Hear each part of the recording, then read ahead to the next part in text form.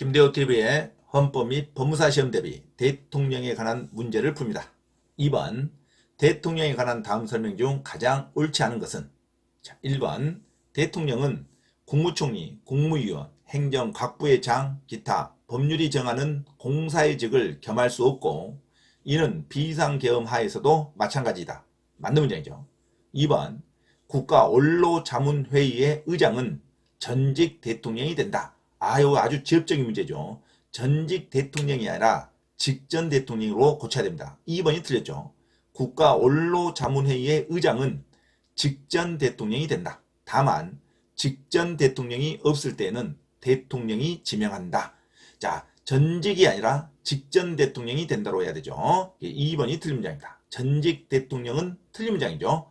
직전 대통령이 된다. 자, 헌법 90조에 국가원로자문회의 의장은 직전 대통령이 된다로 나와 있습니다. 전직이 아니죠. 자, 정답 2번이 틀린 문장입니다. 자, 3번 대통령 후보자가 1인 1대에는 그 득표수가 선거권자 총수의 3분의 1 이상이 아니면 대통령으로 당선될 수 없다. 맞는 문장이죠. 자, 4번 대통령이 발한 긴급명령이 국회 승인을 얻지 못한 때에는 그 명령은 그때부터 효력을 상실한다. 맞는 문장이죠. 자, 5번 국회가 제적의원 과반수의 찬성으로 계엄의 해제를 요구한 때에는 대통령은 이를 해제하여야 한다. 맞는 문장이죠. 자, 다음은 대통령에 관한 문제를 풉니다. 자, 2번 대통령에 관한 다음 설명 중 가장 옳지 않은 것은 자, 1번 대통령은 국무총리, 국무위원, 행정각부의 장, 기타 법률이 정하는 공사의 직을 겸할 수 없고 이는 비상계엄 하에서도 마찬가지이다. 맞는 문장입니다. 2번 국가원로자문회의의 의장은 전직 대통령이 된다. 틀린 문장입니다. 전직 대통령이 아니라 직전 대통령으로 고쳐야 됩니다. 자, 국가원로자문회의의 의장은 직전 대통령이 된다. 다만 직전 대통령이 없을 때는 대통령이 지명한다. 자, 그래서 2번이 전직 대통령이 된다가 틀린 문제다. 이거 시험 볼 때 눈에 잘 들어오지 않죠? 전직 대통령이 아니라 직전 대통령으로 고쳐야 됩니다. 국가원로자문회의 의장은 직전 대통령이 된다. 자, 3번 대통령 후보자가 1인일 때에는 그 득표수가 선거권자 총수의 3분의 1 이상이 아니면 대통령으로 당선될 수 없다. 맞는 문장이죠. 자, 4번 대통령이 발한 긴급명령이 국회 승인을 얻지 못한 때에는 그 명령은 그때부터 효력을 상실한다. 맞는 문장이죠. 자, 5번 국회가 제적의원 과반수의 찬성으로 계엄의 해제를 요구한 때에는 대통령은 이를 해제하여야 한다. 맞는 문장이죠. 자, 다음은 대통령에 관한 문제를 풉니다.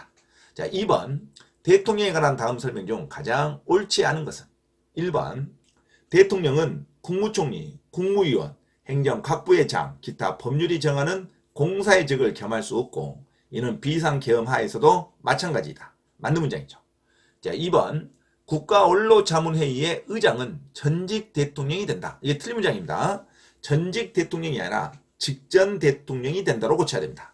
자, 국가원로자문회의의 의장은 직전 대통령이 된다. 다만 직전 대통령이 없을 때에는 대통령이 지명한다로 고쳐야 됩니다.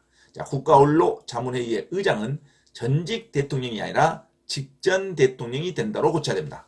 틀린 문장 2번이 정답입니다.